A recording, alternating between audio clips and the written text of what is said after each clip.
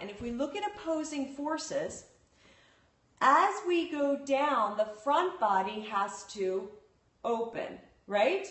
So we kind of have to let this part go a little. But the back body has to be strong and pushing the front body up. It has to match the force though. So if the more the body goes back this way, the more the back body has to push it up this way. Does this sound right? Right. So like you don't want to start pushing. So if I start pushing the back body forward before I've even gone backwards, well, that's too much force, right? That's too much force going this way and really not a lot going that way. But the more I go back, the more my back has to match that gravity going back. The more the back body has to be pushing up to the front. It's almost like somebody's dropping back and you're going, no, no, no, right? So, right, you can't push too much from your legs too early, because if you do that, and I'm doing this on my knees because like if I stand up, you can't see me. But if I push too much from my back before there's any force going, before there's any fall going back, it's going to look like that. And when I do that, the belly goes out and the hips lock. If you lock any part of your body, whether that means contracting your abs, locking your hips, right? Then you're going to stop the bend. Nothing's going to go. There's going to be no freedom. It's just going to lock. So you have to match the force of the back with the draw. It's not the opening of the front, but it's simply gravity. The further you go back, the more your body wants to go in that direction, and the more you have to fight going in that direction. The way you fight going in that direction is not your abs. They don't pull you forward. It's your back body that engages and keeps like a force. I think of it like, you ever see like a ball and there's like a force of wind that can keep the ball, yells at me when I push my belly. Yes, of course he does. And he yells at me too when I do that. And we all do that. So we'll talk a little bit more about the abs probably in today's Charm City workshop, not today, because today we're going to talk about why you have to stay long. And the belly has to do with this, and you'll probably be able to figure it out, but we'll go over it in more detail into this afternoon's workshop. But you want to create an opposing force. So you see, you know those little balls that are like held up in the air with the force of air, right? And if you push, so say there's like air blowing up and a ball like hovering, the more you push down on the ball, the more the air would have to push up to keep the ball hovering, right? The closer it gets together, the more force it will need to keep it apart. And that's what it is. The more force there is pushing it together, the more force there has to be to keep it away. And so that's where the back body comes in. It keeps, the more gravity is taking you back, the more the back body, like that whoosh of wind, has to keep you away, you know, from actually touching.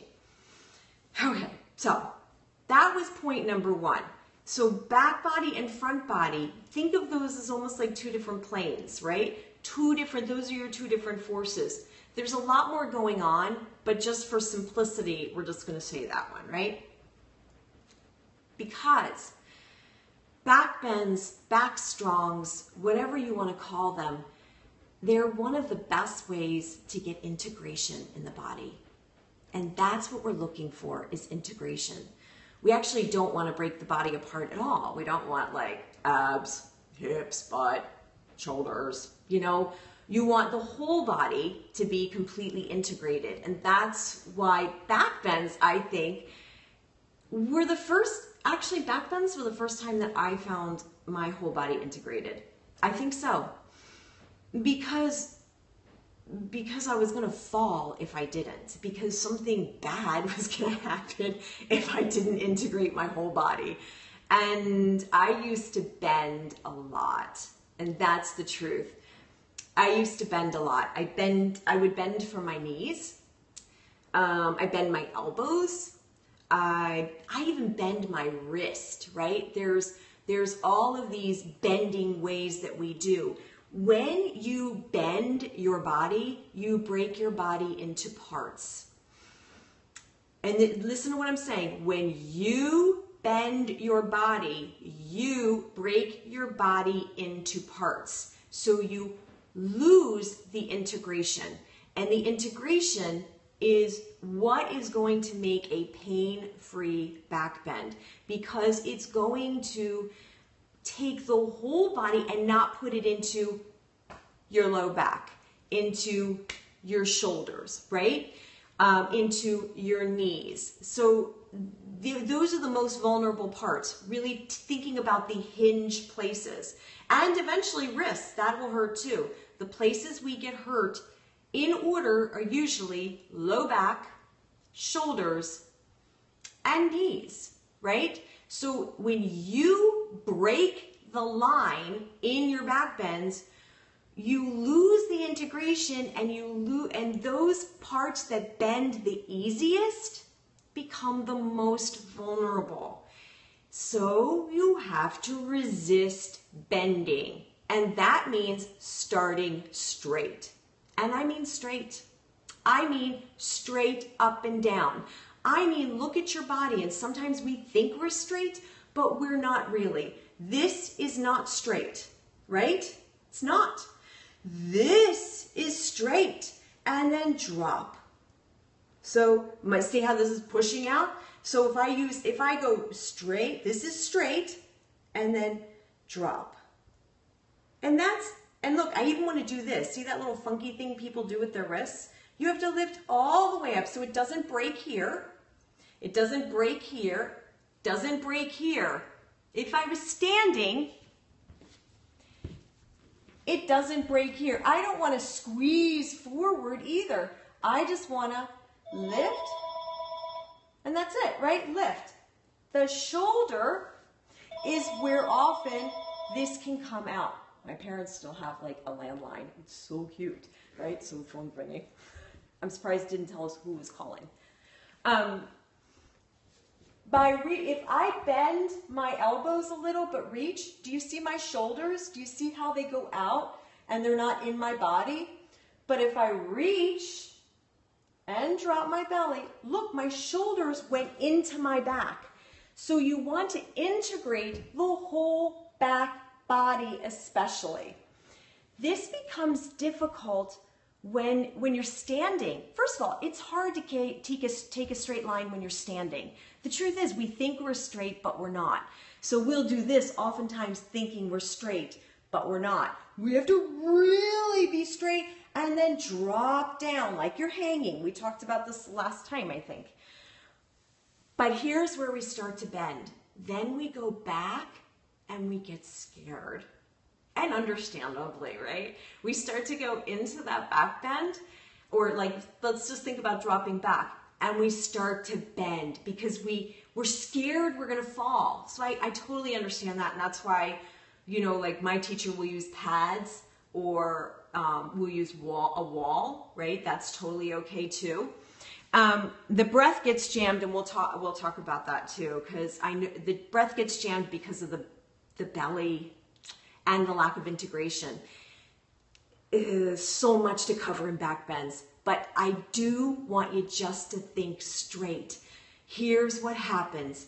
When you bend, you collapse into the joints. So, and the bending happens in a couple different ways. I'm gonna stand up. So, if my legs are straight, and I'm reaching up, and I go to bend backwards, right? And I'm like, oh, I'm scared, so I'm gonna bend my knees.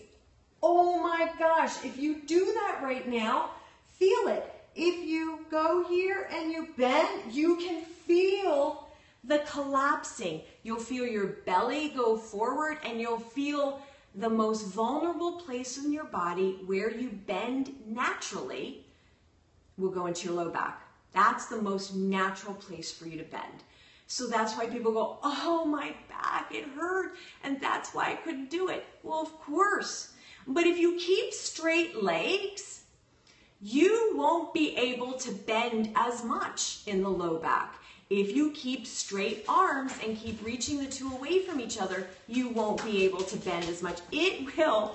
This is Jake. This is my mom and dad's dog.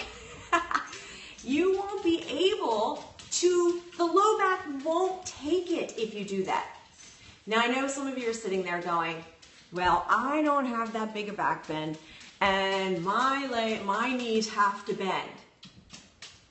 Yes, they do. I mean, not everybody's, like the few 1%, their legs don't bend. And so some people, yes, they can do it. They can absolutely do it. I am not one of that 1%. No. But you have to resist. So remember what I just talked about? The more the gravity is taking you, the more the force has to work against it. You have to fight that dropping. You have to not want that. So those legs, the more they want to bend, you have to try to dig your heels in to straighten them.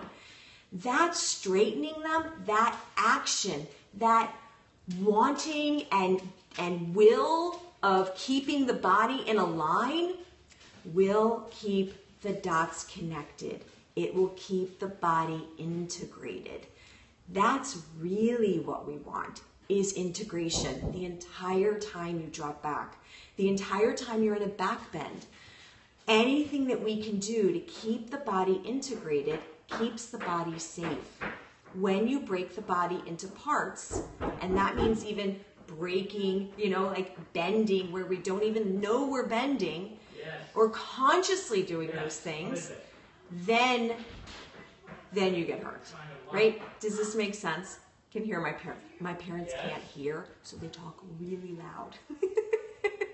I don't know if you can hear them, but it's hilarious.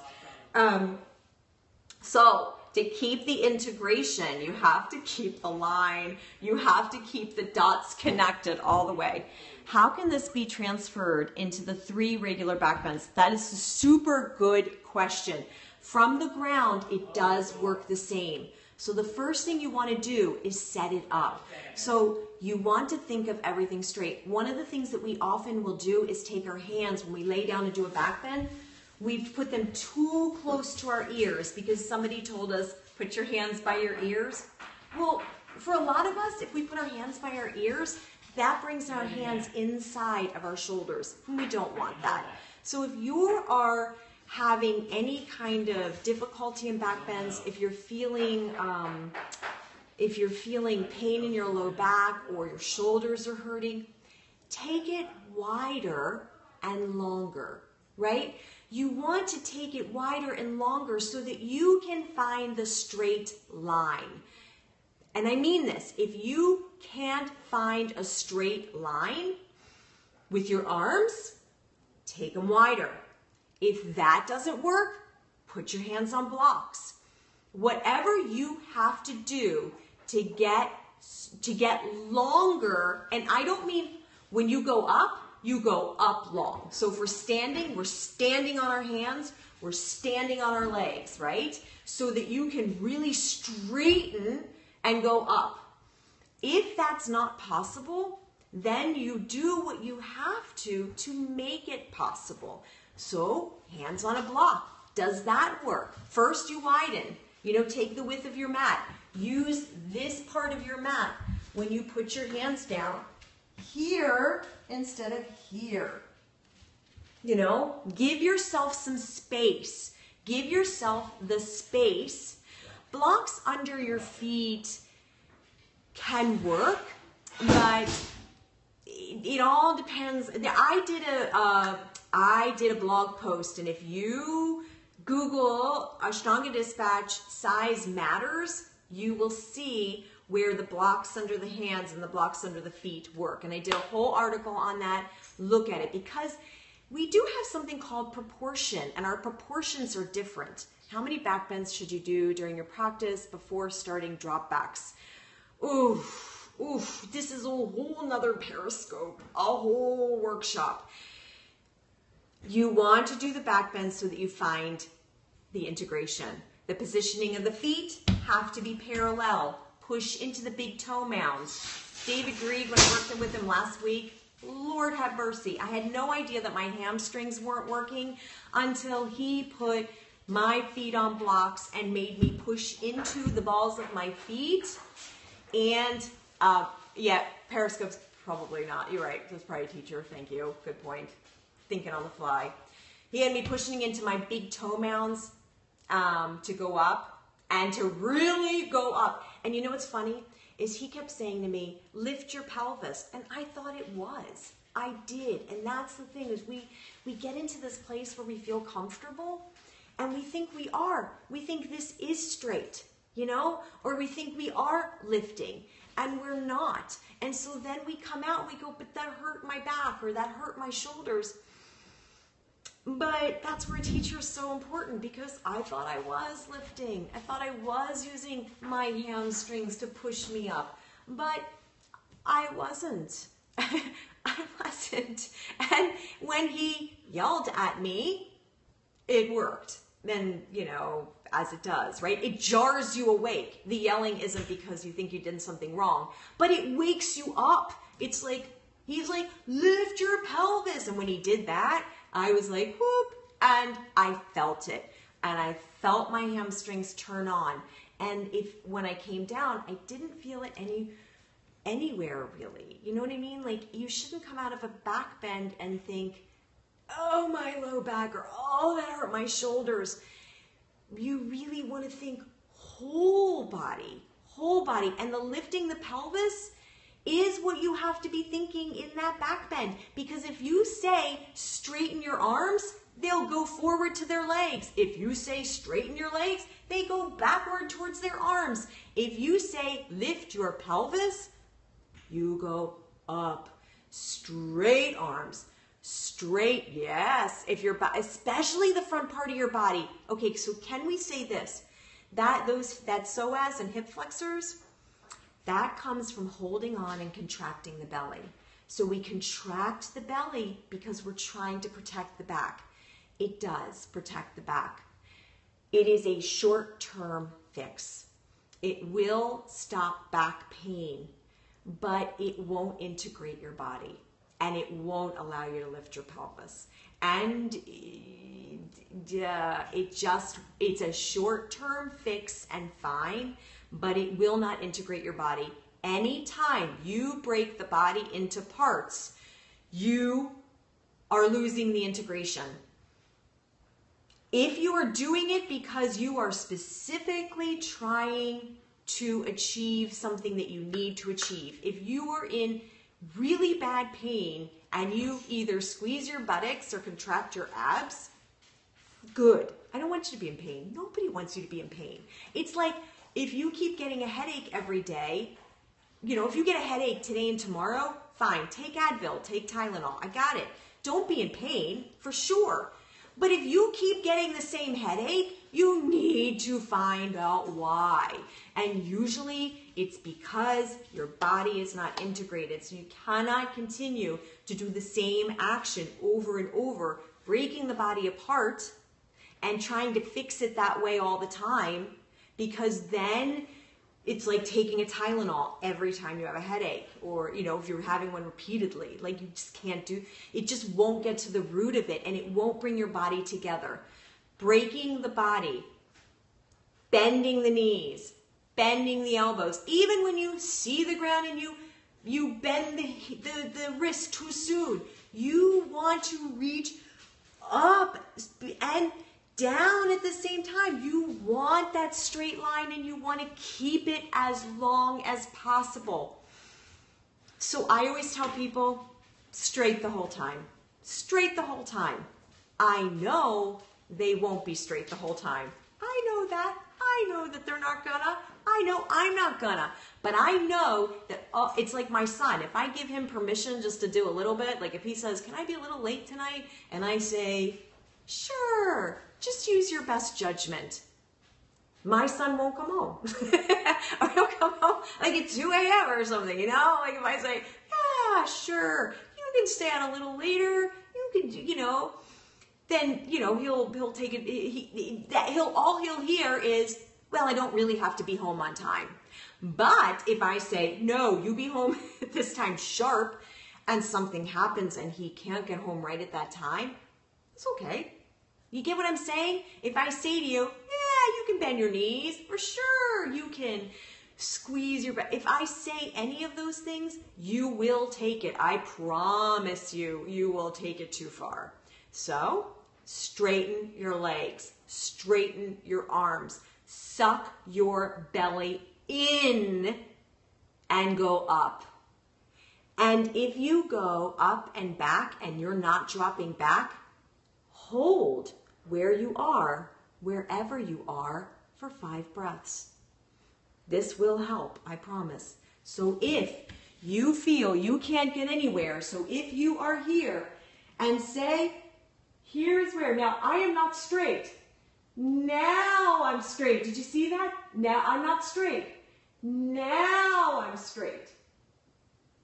If that's what you have to do to continue to straighten the body, you just go part of the way and continue to straighten, continue to go up.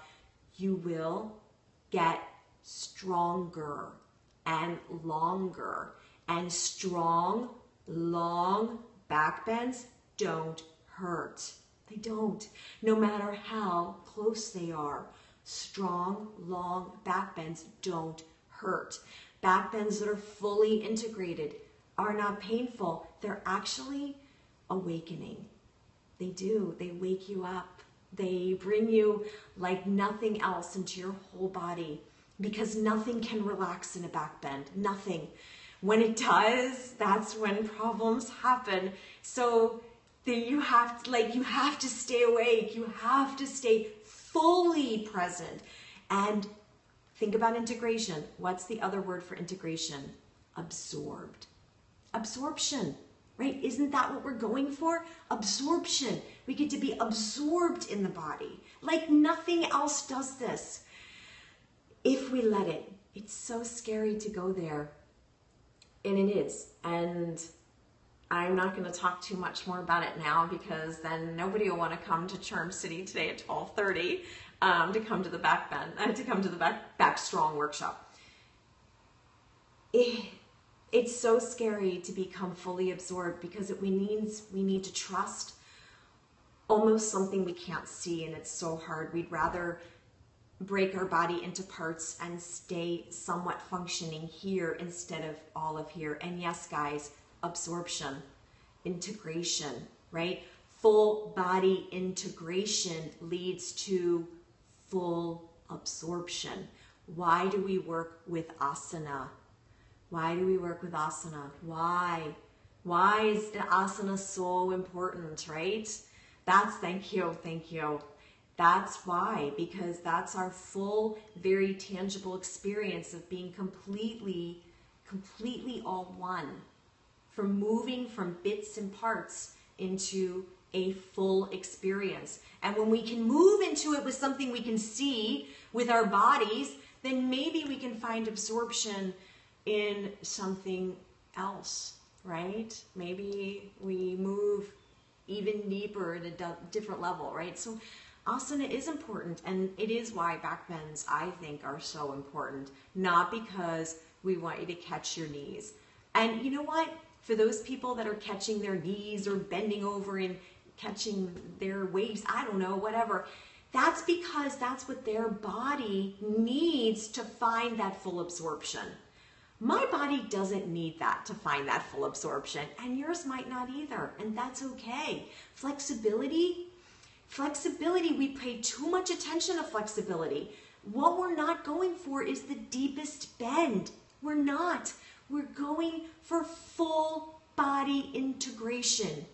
And you will know it when you feel it. And you gotta let go of what you think a back bend should look like. But you have to think straight.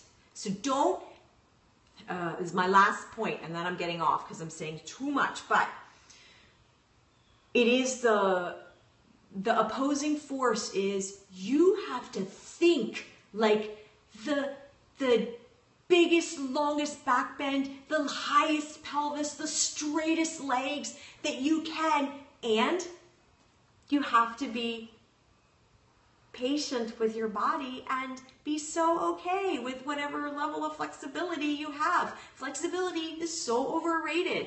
Strength, so underrated, so important. Strength, so important. And not strength that contracts. Strength that contracts and builds muscle keeps the body small. Strength that elongates and can let go, so amazing. And that is where that elongation, that is where strength and flexibility come together. That's the middle. That's full integration. So not contracting. Luke, if you are listening, and I hope you are, do not contract. If you contract your abs over and over, you will hold your body back. It's fear that contracts. It's fear that bends, and fear holds you back. Okay, I am so thankful that you guys tune in. I am so thankful for you to share this information and share it through sharing this Periscope, or share it by sharing, by actually putting this into play, by working with a teacher, if you are a teacher, by sharing this with your students when you find it, when you can experience this. But remember, we are into integration, absorption. Backbends are one of the best ways to find it. And the pain just gives you, if you feel pain, it just tells you what part isn't integrated, okay? That's all. It's just giving you information. Don't keep going back into those parts. Find a way to integrate it. Back off the back bend. Make it wider. Make it longer until you find the integration. You don't work from a place of non-integration. You work from a place of integration, right? So you back off the pain, but you don't drop everything. All right, that's it, guys. No pain. Back strongs, not back bends. Thank you so much for sharing. Thank you so much for being here. I hope I see you guys in Charm City, and if not, I will be in Cleveland next month and Savannah in December. And then I leave for India for 2 months, and I'll be back in Costa Rica in March. And I think I have some other things coming up, but go to the website, AshtangaDispatch.com, and the magazine will be out online October 15th, and you can order it then. Anyway, see you guys later. Thank you. Have a happy moon day tomorrow. It's a moon day. You get to sleep in, and I do too. Bye. Hold on.